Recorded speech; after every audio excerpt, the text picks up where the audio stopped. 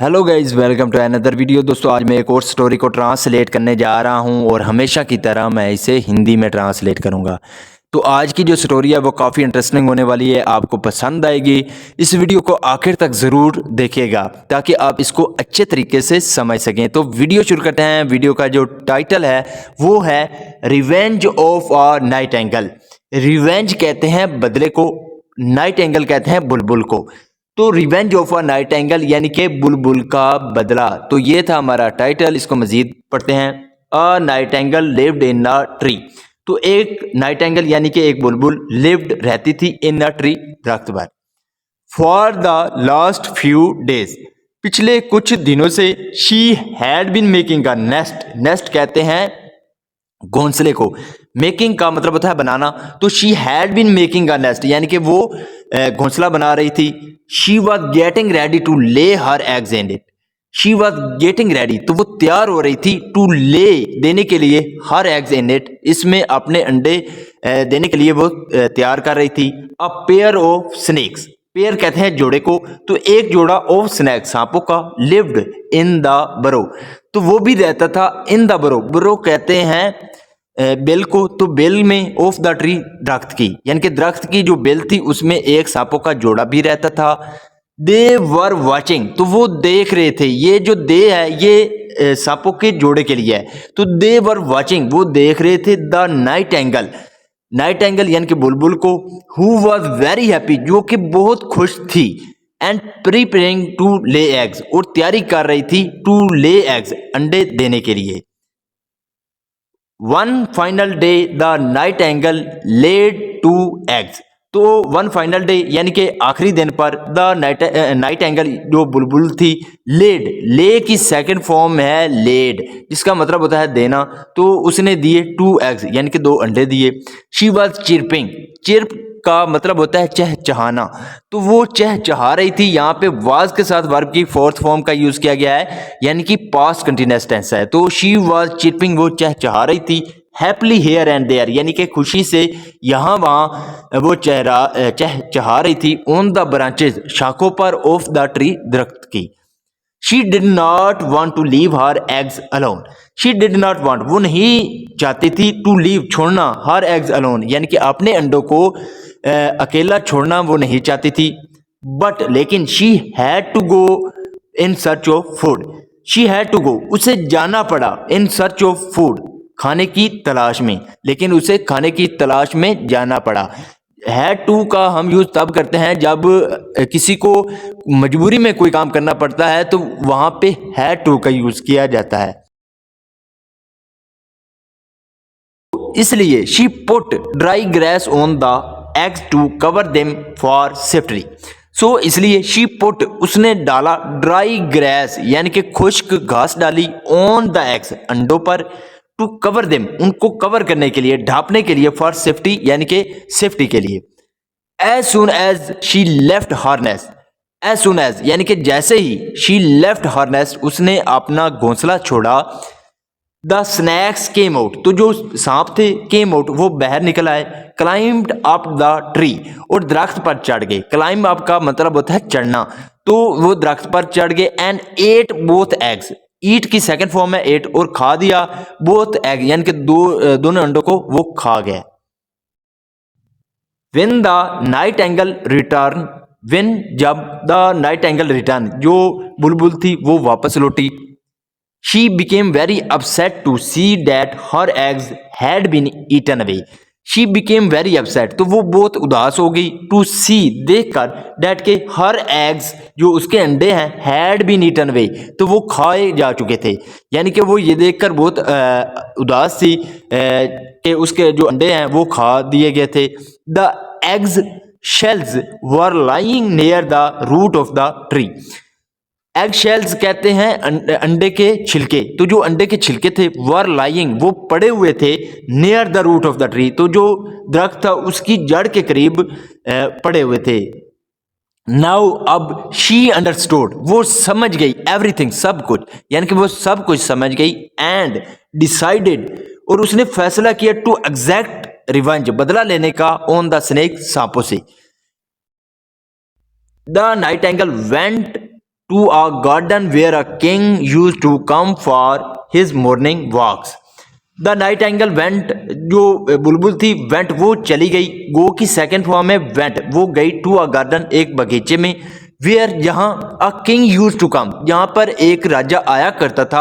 Use to का हम तब इस्तेमाल करते हैं जब हम कहते हैं कि कोई शख्स पास्ट में ऐसा किया करता था, यानी कि किसी की हैबिट बताते हैं, तब हम यूज टू का इस्तेमाल करते हैं। तो where a king used to come, जहाँ पे एक राजा आया करता था, फॉर हिज मॉर्निंग वॉक्स, तो अपनी जो सुबह की वॉक है उसके लिए वो आया करता था।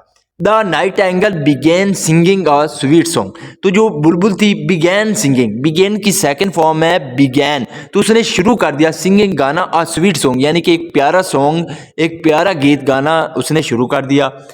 The king was very happy to hear such a nice tune early in the morning, तो जो राजा था वॉज वेरी हैप्पी, वो बहुत खुश था, टू हियर सुनकर, सच अ टून यानी कि इस तरह की जो टून है, लेजा है, इसको सुनकर वो बहुत खुश था, अर्ली इन द मॉर्निंग यानी कि सुबह सवेरे।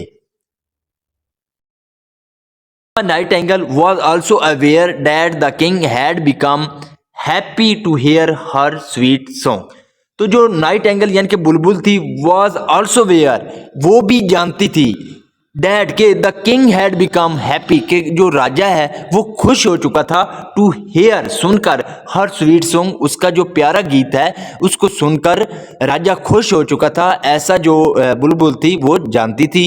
द किंग रियलाइज्ड, तो जो राजा था उसको एहसास हुआ, the sweet song of the night angle made him feel fresh and he remind happy through out the day. Remained का मतलब होता है बरकरार यानी कि रहना। तो द किंग रियलाइज, जो राजा था उसको एहसास हुआ, डैट के the sweet song of the nightingale यानी कि जो प्यारा सॉन्ग था बुलबुल का, मेड हिम फील फ्रेश, तो उसने जो प्यारा गीत था उसने राजा को यानी कि अच्छा महसूस कराया, and he remained happy through out the day, और वो पूरे दिन जो है खुश रहा। सो इसलिए the king made it his everyday routine to come to the garden at the right time and hear the warbling of the nightingale। तो जो राजा था made it his everyday routine, तो उसने अपनी डेली की रूटीन बना ली, to come to the garden बगीचे में जाने के लिए, एट द राइट टाइम यानी कि सही समय पर, and hear the warbling of the nightingale, और जो नाइट एंगल है यानी कि बुलबुल है उसका गाना सुनने के लिए राइट यानी कि सही समय पर उसने अपनी डेली रूटीन बना ली कि वो बगीचे में जाएगा। वन डे, एक दिन, the nightingale did not come to the garden, तो जो नाइट एंगल बुलबुल थी did not come to the garden, तो वो एक दिन बगीचे में नहीं आई। The king felt sad and asked his gods to find where the nightingale was, तो जो राजा था फेल्ट उससे महसूस हुआ या लगा, सैड यानी कि बुरा लगा, एंड आस्क्ड हिज गॉड्स, और अपने गॉड्स यानी कि अपने जो कर्मचारी थे, अपने जो उसके सिपाही थे उनसे कहा, टू फाइंड ढूंढने के लिए, where the nightingale was, के जो बुलबुल है वो कहाँ है। The guards could not find the nightingale, तो जो गार्ड थे सिपाही थे, कुड नॉट फाइंड वो नहीं ढूंढ पाए द नाइट एंगल बुलबुल को। द नेक्स्ट डे, अगले दिन, the nightingale came to the garden, तो जो बुलबुल थी केम, कम की सेकंड फॉर्म में केम, तो वो आई टू द गार्डन यानी कि बगीचे में, but she was not singing, लेकिन वो नहीं गा रही थी। यहाँ पे जो है पास्ट कंटिन्यूअस टेंस का नेगेटिव टेंस का यूज किया गया है। द किंग रियलाइज, तो जो राजा था उसको एहसास हुआ, डैट के something was wrong with her, कि कुछ उसके साथ गड़बड़ है यानी कि उसके साथ कुछ गलत है। He ordered his gods to follow her, ये ऑर्डर उसने हुक्म दिया, हिज गॉड्स अपने सिपाहियों को, टू फॉलो हर कि वो उसका पीछा करें। The nightingale flew from there and reach the tree, तो जो बुलबुल थी फ्लीव वो उड़ी, फ्रॉम देयर वहां से, एंड रीच्ड द ट्री और वो दरख्त पर पहुंच गई। रीच का मतलब होता है पहुंचना। The guards also reach there following her, तो जो सिपाही थे ऑल्सो रीच देयर वो भी वहां पहुंच गए, फॉलोइंग हर उसका पीछा करते हुए। दे सॉ, सी की सेकंड फॉर्म है सॉ, उन्होंने देखा, डैट के द नाइट एंगल कि जो बुलबुल है was sitting by the side of her nest, कि वो बैठी हुई है by the side of her nest, यानी कि अपने घोंसले के साथ वो बैठी हुई है। There were 3 eggs in it, तो उसमें 3 अंडे थे। She had laid eggs again, तो उसने अंडे दोबारा दिए थे। The nightingale already had a small pebble in her beak, the nightingale यानी कि जो वो बुलबुल थी ऑलरेडी हैड, तो उसके पास पहले ही से था। यहाँ पे जो हैड है ये पास्ट के पोजेसिव के लिए, यानी कि किसी के पास कुछ था तो हैड का यूज किया जाता है। तो यहाँ पे भी हैड जो है पोजेशन के रूप में, पोजेसिव यानी कि पास्ट के पोजेशन के रूप में इसका यूज किया गया है। The nightingale already had a small pebble, तो यानी कि जो बुलबुल थी उसके पास पहले ही से था क्या, स्मॉल पीबल, यानी कि एक छोटा सा पीबल कहते हैं कंकर, तो एक कंकर था इन हर बीक, उसकी बीक में यानी कि चोंच में, बीक कहते हैं चोंच को। तो इसका क्या मतलब हुआ कि जो बुलबुल थी उसके पास पहले ही से एक छोटा सा कंकर उसकी चोंच में था। She deliberately dropped it at the root of the tree, तो शी डेलिबरेटली उसने जल्दी से क्या किया, ड्रॉप गिरा दिया, इट उसको, at the root of the tree, तो जो दरख्त था उसकी जड़ पर उसने गिरा दिया। Thinking that an egg had fallen from the nest, thinking यानी कि सोचते हुए, दैट के an egg had fallen from the nest, के एक एग जो है, अंडा जो है, हैड फॉलन वो गिरा है, फ्रॉम द नेस्ट घोंसले से। The pair of the snakes, तो जो जोड़ा था सांपों का, came out of their hole, तो वो अपने जो होल थे यानी कि सुराख थे उनसे वो बहराए गए। The guard saw the snakes, तो जो गार्ड थे यानी कि जो सिपाही थे उन्होंने देखा द स्नेक्स सांपों को। नाउ अब दे कुड अंडरस्टैंड, वो समझ पाए द नाइट एंगल्स प्रॉब्लम, तो जो नाइट एंगल यानी कि जो वो बुलबुल थी उसके मसले को वो अब समझ पाए। दे किल्ड देम, तो उन्होंने उसे मार दिया उन सांपों को। ऑन द नेक्स्ट मॉर्निंग, अगली सुबह, when the king came to the garden, जब जो राजा था केम टू द गार्डन, वो बगीचे में वापस आया यानी कि बगीचे आया। He heard the melodious voice of the night angle, he heard उसने सुना, द मेलोडियस कहते हैं सुरीली, तो सुरीली आवाज को सुना, ऑफ द नाइट एंगल, यानी कि जब राजा अगली सुबह जो है वो बगीचे आया तो उसने जो बुलबुल थी उसकी सुरीली आवाज सुनी। She was singing in a very happy mood, she was singing वो गा रही थी, इन अ वेरी हैप्पी मूड यानी कि बहुत ही अच्छे मूड में वो गा रही थी। The king also became very happy, तो राजा भी बहुत खुश हो गया। The nightingale was extremely grateful to the king, तो जो बुलबुल थी वॉज एक्सट्रीमली ग्रेटफुल, वो बहुत ज्यादा एहसान मंद थी, टू द किंग राजा की। As the king had permanently posted guard to take care of her nest, as जैसा कि जो राजा था हैड परमानेंटली पोस्टेड, तो उसने हमेशा के लिए क्या कर दिया था, पोस्टेड कर दिया था, लगा दिया था गार्ड्स यानी कि अपने सिपाहियों को, to take care of her nest, उसके घोंसले की रखवाली के लिए।